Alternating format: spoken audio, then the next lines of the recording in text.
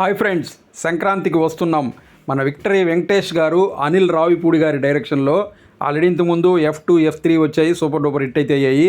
ఇప్పుడు వీళ్ళిద్దరు కాంబినేషన్లో మళ్ళీ సంక్రాంతికి వస్తున్నాం అనే మూవీ రిలీజ్ అవుతుందంటేనే దీనిపైన అంచనాలు అయితే భారీగా ఉన్నాయి. సో ఈ మూవీ అయితే ఈరోజు విడుదలైంది. ఈ మూవీ థియేటర్లోకి వెళ్ళి చూశాను. మూవీ చూసిన తర్వాత ఎలా ఉంది అంటే, సో మూవీ అయితే నాన్ స్టాప్ ఎంటర్టైన్మెంట్ అని చెప్పచ్చు. మూవీ స్టార్టింగ్ నుంచి ఎండింగ్ వరకు మనకు ఎంటర్టైన్మెంట్ అయితే ఫుల్గా ఉంటుంది. సో మనకు వెంకటేష్ గారు అంటూనే ఫ్యామిలీ హీరో అని చెప్పచ్చు. ఈయన మూవీ రిలీజ్ అవుతుందంటే ఫ్యామిలీతో అందరూ కలిసి వెళ్ళి చూస్తారు. అటువంటి హీరో మనకు విక్టరీ వెంకటేష్ గారు. సో ఈయనకి ఎటువంటి స్టోరీ ఇస్తే ఫ్యామిలీ ఆడియన్స్ ఇంకా ఎక్కువ చూస్తారు అనేసి అనిల్ రావిపూడి గారికి తెలుసు. అలాగే ఎటువంటి స్టోరీలో ఏ విధంగా యాక్ట్ చేస్తే జనాలకు నచ్చుతుందని వెంకటేష్ గారికి కూడా తెలుసు. వీళ్ళిద్దరూ కలిసి ఒక పక్కా ఎంటర్టైన్మెంట్ని తీసుకొస్తే జనాలు ఇంకా ఎగబడి చూస్తారని వీళ్ళిద్దరికి తెలుసు. అటువంటి స్టోరీనే ఇప్పుడు మనకి ఇచ్చారు.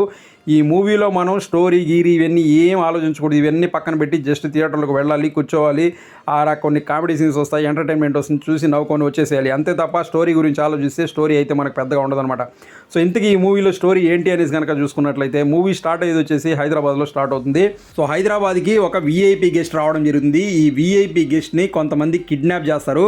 ఆ కిడ్నాప్ చేసిన విషయము బయటపడితే ప్రభుత్వానికి చెడ్డ పేరు వస్తుంది. ఇది ఎవరికి తెలియకుండా ఆ కిడ్నాపర్ల దగ్గర నుంచి వీఐపీని కాపాడే ఒక అతను కావాలి అనేసి ప్రభుత్వం ట్రై చేస్తుంటుంది. అప్పుడు వీళ్ళకి ఒక వ్యక్తి గురించి తెలుస్తుంది. అతనే మన హీరో. ఈయన క్యారెక్టర్ పేరు వచ్చేసి వైడి రాజు. ఈయన వచ్చేసి ఒక సస్పెండ్ అయినటువంటి పోలీస్ ఆఫీసర్ అనమాట. సో ఇతన్ని పిలిపించి జరిగినటువంటిది చెప్పి ఎవరికి తెలియకుండా ఆ వీఐపీని ఆ టెర్రరిస్టుల దగ్గర నుంచి కాపాడాలి నువ్వు అని చెప్పడం జరుగుతుంది. దానికి హీరో ఒప్పుకున్నాడా లేదా, ఒప్పుకున్న తర్వాత ఏం జరిగింది, ఇంతకీ ఆ వీఐపీని కాపాడారా లేదా అనేది మనకు స్టోరీ అనమాట. సో స్టోరీ అయితే ఇది చాలా సింపుల్ స్టోరీనే. మనకు స్టార్టింగ్లోనే ఈ పాయింట్ చెప్పేస్తారు, దాన్ని లాస్ట్ వరకు తీసుకొస్తారు. మధ్యలో జరిగిందంతా కూడా చూసుకున్నట్లయితే మనకు ఒక ఎంటర్టైన్మెంట్, ఒక ఫ్యామిలీ స్టోరీ అనేది మిక్స్ చేసి చూపించారనమాట. సో అనిల్ రావిపూడి గారు ఈ స్టోరీ రాసుకున్నప్పుడే ఆయనకు తెలుసు ఫ్యామిలీ ఆడియన్స్ని మనం రప్పించాలి కాబట్టి ఈ విధంగా ఉంటేనే మనకు బాగుంటుంది అని చెప్పి ఆయన అనుకున్నారు. అదే విధంగా చూపించారు. డైరెక్టర్ గారు అనుకునింది ఒక సింపుల్ స్టోరీ అనుకున్నారు, దాన్ని చూపించేది ఎంటర్టైన్మెంట్ వేలో చూపించాలి అనుకున్నారు. అలా చూపించాలి అంటే అక్కడ ఉన్న ఆర్టిస్టులు కూడా దానికి తగ్గట్టుగా ఉండాలి. అందుకనే ఈయన విక్టరీ వెంకటేష్ గారితో పాటు ఐశ్వర్య రాజేష్, మీనాక్షి చౌదరి, ఇంకా చాలామంది ఆర్టిస్టులు ఉన్నారు. ప్రతి క్యారెక్టర్ వచ్చినప్పుడు మనకు నాన్ స్టాప్ ఎంటర్టైన్మెంట్ అయితే ఇస్తుందన్నమాట. ఇందులో వెంకటేష్ గారి గురించి మాట్లాడుకున్నట్లయితే బ్యాక్ టు వెంకటేష్ గారు అని చెప్పొచ్చు. చాలా రోజుల తర్వాత ఆయన ఈ సినిమాలో చాలా ఎనర్జెటిక్గా నాన్ స్టాప్ నవ్వులు పూయిస్తూ ఆ ఎంటర్టైన్మెంట్ వే, ఆయన బాడీ లాంగ్వేజ్, ఆయన కామెడీ టైమింగు అన్నీ ఎక్సలెంట్గా ఉన్నాయని చెప్పొచ్చు. వెంకటేష్ గారిని చాలా రోజుల తర్వాత ఇంత ఎనర్జెటిక్గా అయితే చూస్తున్నాను ఈ మూవీలో అని చెప్పి నాకు అనిపించింది. ఆయన నాన్ స్టాప్ కామెడీ అయితే పంచారని చెప్పొచ్చు ఆ పంచ్ డైలాగులతో. ఈయనతో పాటు ఇందులో మనకు ఐశ్వర్య రాజేష్ గారికి చేశారు. ఈమె క్యారెక్టర్ కూడా చాలా బాగుంది, ఒక హౌస్ వైఫ్ లాగా ఆమె సూపర్గా చేసిందని చెప్పొచ్చు. నెక్స్ట్ మీనాక్షి చౌదరి గారు, ఈమె కూడా ఓకే పర్లేదు, ఆయన క్యారెక్టర్ అయితే బాగానే ఉంటుంది. సో నెక్స్ట్ ఇందులో ఒక చైల్డ్ ఆర్టిస్ట్ క్యారెక్టర్ ఒకటి ఉంటుంది. వెంకటేష్ గారు అబ్బాయిలా చేశాడు. ఆ క్యారెక్టర్ పేరు వచ్చేసి బుల్లిరాజు. వాడి క్యారెక్టర్ ఉంది, మామూలుగా ఉండదు. వాడి క్యారెక్టర్ వచ్చినప్పుడు థియేటర్లో నాన్ స్టాప్ నవ్వులు. అట్లే ఆ క్యారెక్టర్ పేలిందని చెప్పొచ్చు. ఫస్ట్ హాఫ్లో 2 సీన్లు ఉంటాయి వాడికి. ఆ 2 సీన్లు వాడే ఫుల్గా డామినేట్ చేశాడని చెప్పొచ్చు.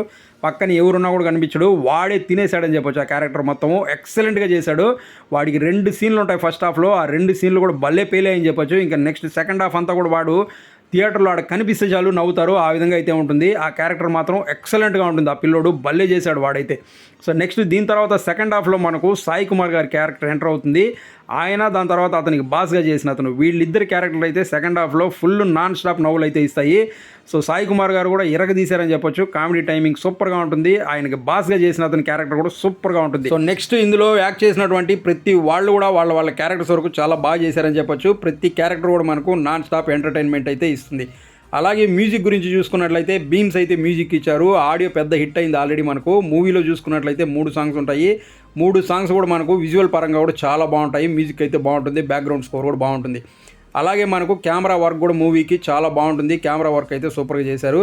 ప్రొడక్షన్ వాల్యూస్ కనుక చూసుకున్నట్లయితే దిల్ రాజు గారి మూవీ ఇది. ప్రొడక్షన్ వాల్యూస్ అయితే చాలా బాగుంటుంది. ఓవరాల్గా సంక్రాంతికి వస్తున్న మూవీ ఎలా ఉంది అంటే, మీ గనక స్టోరీ అవి ఏమీ వద్దు, జస్ట్ టైంపాస్ కోసం ఎంటర్టైన్మెంట్ కావాలి మాకు అనుకుంటున్నట్లయితే హ్యాపీగా వెళ్ళి 2.5 hours అలా నవ్వుకొని వచ్చేసేయచ్చు. సో సంక్రాంతి అప్పుడు ఇటువంటి మూవీసే కావాలి కాబట్టి, ఎందుకంటే ఫ్యామిలీస్తో వెళ్ళి కొంచెంసేపు టైం గడపాలి కాబట్టి ఇటువంటి మూవీస్ అయితే బాగుంటుంది. సో మూవీ నాకైతే నచ్చింది. మీరు కూడా ఫ్యామిలీతో వెళ్ళి చూడండి, మీకు కూడా నచ్చుతుంది. ఫ్యామిలీతో చూడాల్సిన ఒక మూవీ ఇది, ఎక్కడ అభ్యంతర సన్నివేశాలు అయితే లేవు. సో అది ఫ్రెండ్స్, చూసారు కదా. ఈ వీడియో మీకు నచ్చినట్లయితే లైక్ చేసిన సబ్స్క్రైబ్ చేసుకోండి. మరో మంచి వీడియోతో మీ ముందు మళ్ళీ వస్తాను. Thanks for watching this video. Thank you very much.